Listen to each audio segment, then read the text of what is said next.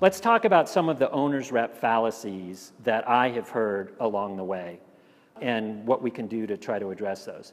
So the first is that homeowners hire an owner's rep when they don't trust their contractor.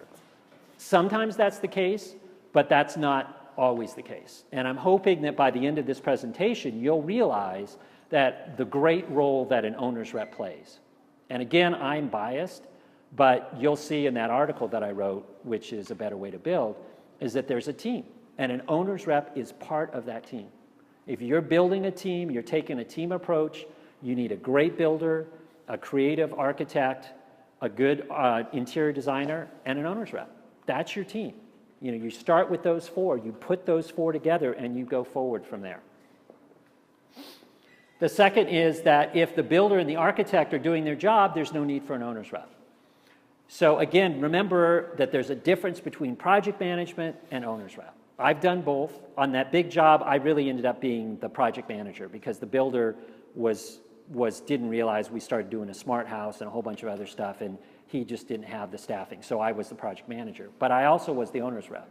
But in this case, if all of you guys, I'm sure you all have project managers, probably most of the architects you work with, that doesn't mean that you don't need an owner's rep. Your project managers are handling what you're doing, right? Your project manager works for you. They're focused on making sure that that job gets done right, gets done on budget and on time. That architect project manager, he's looking at the architect's plans, making sure that they're right and accurate. Who's the owner's project manager? Who's the one making sure that the owner knows what's going on and is really going to get what he wants? That's not the job of the builder's project manager. That's not the job of the architect's project manager. That's the job of the owner's project manager or the owner's rep. So there again, an owner's rep plays the same role as a project manager. That's just not the case. They don't serve in the same role. Owner's reps are not needed on most jobs, only when a homeowner is out of town or unavailable. Again, not true.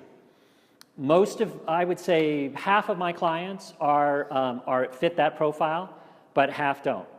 And the half that don't are oftentimes those difficult clients that we talked about, engineers, attorneys, doctors, people that need a higher level of degree of comfort and involved in the process.